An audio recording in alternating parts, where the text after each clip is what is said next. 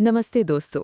आज हम एक ऐसे विषय पर बात करने जा रहे हैं जिसने सदियों से पूरी दुनिया को हैरान और रोमांचित किया है। जब भी कुंभ के मेले की बात आती है तो हमारी आंखों के सामने सबसे पहली तस्वीर उन साधुओं की आती है जिनके शरीर पर राख लिपटी होती है और जो हाथों में त्रिशूल लिए हर हर महादेव का जयघोष करते हैं। जी हाँ, हम बात कर रहे हैं नागा साधुओं की। आज हमारे साथ इस विषय के जानकार मौजूद हैं जो हमें इनके बारे में विस्तार से बताएंगे। महादेव, आपने बिल्कुल सही कहा। नागा साधु भारतीय अध्यात्म और संस्कृति का वो हिस्सा हैं जिन्हें समझना हर किसी के बस की बात नहीं है। वे जितने रहस्यमयी दिखते हैं, उनका जीवन उससे कहीं ज्यादा कठिन और अनुशासित होता है। सबसे पहले हमारे दर्शकों को ये बताइए कि ये नागा साधु आखिर हैं कौन? क्या ये आम साधुओं से अलग होते हैं?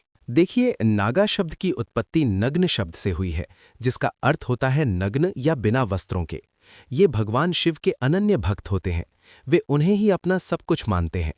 नागा साधु असल में शिव की सेना के योद्धा माने जाते हैं। उनका मानना है कि वस्त्रों का त्याग करना सांसारिक मोहमाया के त्याग का पहला कदम है। वे प्रकृति के साथ सीधे जुड़े होते हैं और उन्हें सर्दी या गर्मी का कोई डर नहीं सताता। इनका इतिहास क्या है? ये परंपरा कब और कैसे शुरू हुई? इसका इतिहास बहुत पुराना है।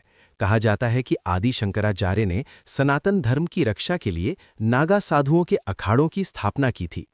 उस समय जब भारत पर बाहरी आक्रमण हो रहे थे, तब धर्म की रक्षा के लिए एक ऐसी सेना की जरूरत थी जो शास्त्र भी जानती हो और शस्त्र चलाने में भी माहिर हो। इसीलिए इन्हें धर्म का योद्धा कहा जाता है। इसका मतलब है कि ये सिर्फ पूजा पाठ नहीं करते बल्कि युद्ध कला में भी निपुण होते हैं। हाँ बिल्कुल, नागा साधु तलवारबाजी, कुश्ती और मल्ल युद्ध में बहुत निपुण होते हैं। वे अपने साथ त्रिशूल और तलवार जैसे हथियार रखते हैं। प्राचीन समय में उन्होंने कई युद्धों में हिस्सा लिया है और मंदिरों की रक्षा की है। आज भी कुंभ के मेले में जब इनका जुलूस निकलता है तो उनकी वीरता और अनुशासन देखते ही बनता है। एक आम इंसान नागा साधु कैसे बन सकता है? क्या ये प्रक्रिया बहुत कठिन है? ये प्रक्रिया इतनी कठिन है कि हजारों में से कोई एक ही इसे पूरा कर पाता है। नागा साधु बनने की परीक्षा लगभग 12 साल तक चलती है। जब कोई व्यक्ति नागा बनने का निर्णय लेता है तो उसे सबसे पहले ब्रह्मचर्य का पालन करना होता है। अखाड़े के गुरु उसकी कड़ी परीक्षा लेते हैं। उसे अपने परिवार का त्याग करना होता है और खुद का पिंडदान भी करना पड़ता है। खुद का पिंडदान? इसका क्या मतलब हुआ? इसका मतलब है कि वो साधु दुनिया के लिए और अपने परिवार के लिए मर चुका है। वो अपना अंतिम संस्कार खुद करता है ताकि उसके मन में सांसारिक बंधनों के प्रति कोई मोह न रहे। इसके बाद ही उसे अखाड़े में प्रवेश मिलता है। उसे घंटों तक ठंडे पानी में खड़े होकर तपस्या करनी पड़ती है और जमीन पर सोना पड़ता है।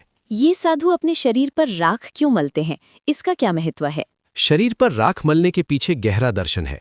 राख हमें याद दिलाती है कि ये शरीर नश्वर है और एक दिन राख में ही मिल जाना है। ये राख आम लकड़ी की राख नहीं होती, बल्कि इसे धुनी की राख या शमशान की राख कहा जाता है। इसे भस्म कहते हैं। भगवान शिव भी अपने शरीर पर भस्म लगाते थे, इसलिए उनके भक्त भी इसी परंपरा का पालन करते हैं। ये राख उन्हें मच्छरों और मौसम की मार से भी बचाती है। लोग अक्सर पूछते हैं कि ये साधु कुंभ के मेले के अलावा बाकी समय कहाँ रहते हैं? नागा साधु बहुत ही एकांत प्रिय होते हैं। वे कुंभ के मेले के बाद हिमालय की गुफाओं, जंगलों या दूर दराज के मंदिरों में चले जाते हैं।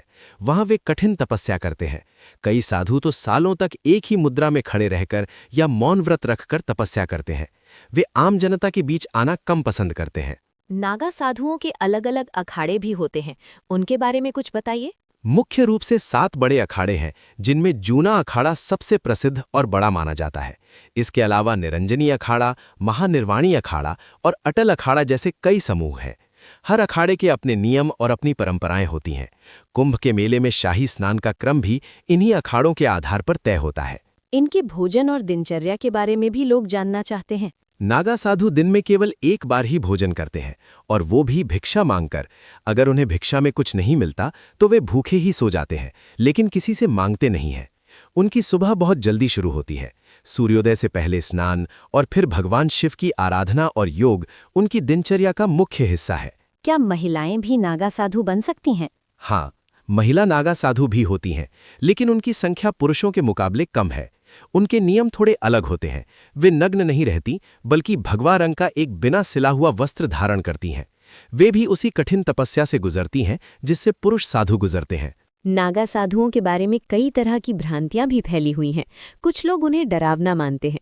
इस पर आप क्या कहेंगे?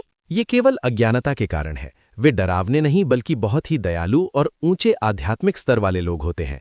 उनका क्रोध तभी जागता है जब धर्म का अपमान हो। अगर आप उनके पास श्रद्धा भाव से जाएंगे तो वे आपको आशीर्वाद और ज्ञान ही देंगे। उनका जीवन पूरी तरह से त्याग और ईश्वर को समर्पित है। अंत में हमारे दर्शकों को आप क्या संदेश देना चाहेंगे? मैं यही कहूंगा कि नागा साधु हमारी प्राचीन विरासत के रक्षक हैं। वे हमें सिखाते हैं कि खुशी भौतिक चीजों में नहीं बल्कि आत्मज्ञान और ईश्वर की भक्ति में है। हमें उनके प्रति सम्मान का भाव रखना चाहिए, क्योंकि वे उस कठिन रास्ते पर चल रहे हैं जिसकी कल्पना करना भी हमारे लिए मुश्किल है। बहुत बहुत धन्यवाद। आपने बहुत ही सरल शब्दों में हमें नागा साधुओं के जीवन के बारे में बताया। उम्मीद है दर्शकों को ये जानकारी पसंद आई होगी।